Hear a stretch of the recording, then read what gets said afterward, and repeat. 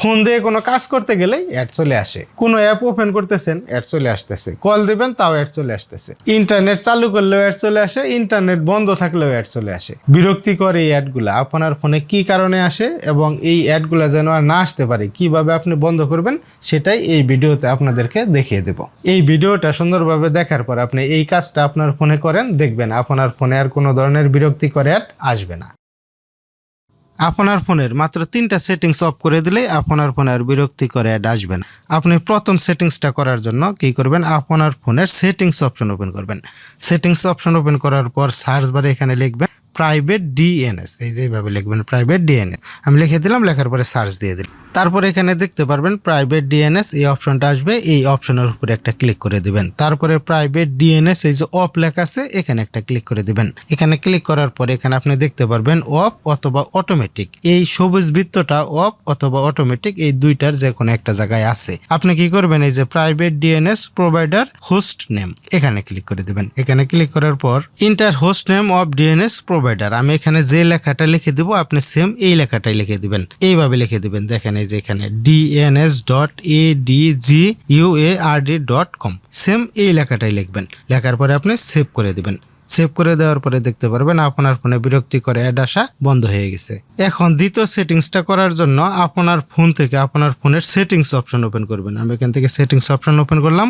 Settings option open করার পর আপনি এখানে খুঁজে বের করবেন আপনার ফোনে যে অ্যাপগুলো ইনস্টল করা আছে অথবা ফোন কোম্পানি থেকে যে অ্যাপগুলো আপনার ফোনে ইনস্টল করে দিছে সেই অ্যাপগুলো কোন ফাংশনের মধ্যে ইনস্টল করা আছে। আমার এই মডেলের ফোনে লেখা আছে অ্যাপস, এই যে দেখেন অ্যাপস, ডিফল্ট অ্যাপস এবং পারমিশন ম্যানেজার। আপনার ফোনের মডেল যদি অন্যরকম হয় অন্যরকম লেখা থাকতে পারে, যেমন অ্যাপ লিস্ট লেখা থাকতে পারে, শুধু অ্যাপস লেখা থাকতে পারে, অথবা ডিফল্ট অ্যাপস লেখা থাকতে পারে, অথবা পারমিশন ম্যানেজার লেখা থাকতে পারে, অথবা অ্যাপ্লিকেশন ম্যানেজার লেখা থাকতে পারে বা অ্যাপ্লিকেশন লেখা থাকতে পারে। মেন কথা হলো আপনার ফোনে সমস্ত অ্যাপগুলো যে ফাংশনের মধ্যে ইনস্টল করা আছে সেই ফাংশনটা আপনি ওপেন করবেন।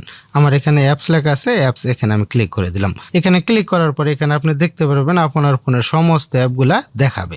আপনার এখানে খুঁজে বের করবেন যে এমন কোনো অ্যাপ ইনস্টল করা আছে কিনা যে অ্যাপের কোনো লোগো দেওয়া নেই এবং কোনো নাম দেওয়া নেই, শুধু এমবি দেখাচ্ছে, কোনো লোগো দেখাচ্ছে না এবং কোনো নামও দেখাচ্ছে না, এই যে এইরকম। তাহলে আপনি আপনার ফোন থেকে সেই অ্যাপটা আনইনস্টল করে দিবেন। সেই অ্যাপটা আনইনস্টল করে দেওয়ার পরেই দেখবেন আপনার ফোনে আর বিরক্তিকর অ্যাড আসবে না। এখন আপনি বলতে পারেন এইরকম কোনো অ্যাপ তো আমি কখনো ইনস্টল করি নাই, যে অ্যাপের লোগো নেই এবং নাম নেই, শুধু এমবি দেখাচ্ছে। এই ধরনের অ্যাপগুলো কখনো ইনস্টল করতে হয় না। আপনি যখন কোনো ওয়েবসাইট থেকে অথবা আপনার ফোনের প্লে স্টোর থেকে যখন কোনো অ্যাপ ইনস্টল করেন, আপনার ফোনে বিরক্তিকর এই অ্যাডগুলোকে দেওয়ার জন্য ওই অ্যাড কোম্পানি নিজের থেকে অটোমেটিকভাবে আপনার ফোনে ওই অ্যাপটা ইনস্টল করে দেয়। যখন আপনার ফোনে ওই অ্যাপটা অটোমেটিক ইনস্টল হয়ে যায়, ওই অ্যাপটা ইনস্টল হওয়ার পর থেকে আপনার ফোনে বিরক্তিকর অ্যাড আসে। ফোন চালু করলে অ্যাড আসে, নেট চালু করলে অ্যাড আসে, মানে একটু পরপরই দেখা যায় অ্যাড চলে আসে। এখন 3 নাম্বার সেটিংসটা করার জন্য আপনার ফোন থেকে ক্রোম ব্রাউজার ওপেন করবেন। আমি এখান থেকে ক্রোম ব্রাউজার ওপেন করে দিলাম। তারপর উপরের দিকে দেখতে পারবেন 3 ডট আইকন, এখানে একটি ক্লিক করবেন, সেটিংস এখানে একটি ক্লিক করবেন। তারপরে এখানে একটা অপশন খুঁজে বের করবেন সাইট সেটিংস, এই যে দেখেন সাইট সেটিংস এখানে একটা ক্লিক করবেন। এখান থেকে আপনি কয়েকটা অপশন বন্ধ করে দিবেন। প্রথমে যে অপশনটা আপনি বন্ধ করবেন একটু নিচের দিকে আসবেন, একটু নিচের দিকে আসার পরে এখানে একটা অপশন দেখতে পারবেন, এই যে এখানে আসে, এই যে দেখেন ইন্ট্রুসিভ অ্যাডস এখানে একটা ক্লিক করবেন। দেখেন এখানে কিন্তু অনেক সুন্দরভাবে লেখা আছে any site that you visit can show any ad to you. এর অর্থ এটাই বোঝাচ্ছে আপনার ফোনে যদি কখনো কোনো অ্যাড আসে, সেই অ্যাডের উপরে যদি আপনি ক্লিক করেন, সেই অ্যাডের উপরে ক্লিক করার সাথে সাথেই পরবর্তী থেকে আপনার ফোনে অনেকগুলো অ্যাড আসবে। এবং আপনি যদি আপনার ফোন দিয়ে কোনো ব্রাউজার ইউজ করেন, যেমন ক্রোম ব্রাউজার ইউজ করেন, ক্রোম ব্রাউজার ইউজ করার পরে হয়তো কোনো কিছু করতেছেন, সেইখানে দেখা গেল যে একটা অ্যাড চলে আসছে, সেই অ্যাডের উপরে যদি আপনি ক্লিক করেন তাহলে ওই ধরনের অ্যাডগুলা দেখবেন আপনার ফোনে আরো বেশি বেশি আসবে। সেই কথাটা এখানে লেখা আছে, কিন্তু আপনি কিন্তু এটা বুঝবেন না যে কোন অ্যাডের উপরে ক্লিক করলে আপনার ফোনে বিরক্তিকর অ্যাডগুলো বেশি আসবে। সেটা না বোঝার কারণে আপনি কি করবেন, একবারে কোনো দিকে তাকাবেন না, এই অপশনটা বন্ধ করে দিবেন।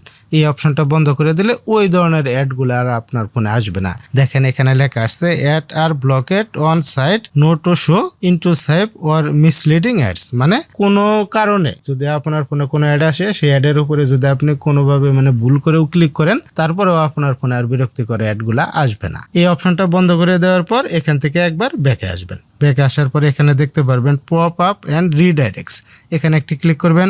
এখান থেকে এই অপশনটাও আপনি অফ করে দিবেন। অফ করে দেওয়ার পরে একবার ব্যাকে আসবেন। ব্যাকে আসার পরে এখানে কয়েকটা সেটিংস অফ করতে হবে। থার্ড পার্টি সাইন ইন এটাতে ক্লিক করবেন, এই অপশনটা আপনি এইভাবে বন্ধ করে দিবেন। আরেকটা অপশন বন্ধ করতে হবে, এই যে এখানে লেখা দেখতে পারবেন থার্ড পার্টি কুকিজ, এখানে একটি ক্লিক করবেন, তারপরে ব্লক থার্ড পার্টি কুকিজ এই অপশনটা এখানে দিয়ে দিবেন। এখন এই অপশনের মানে এই ক্রোম ব্রাউজারের সেটিংস শেষ।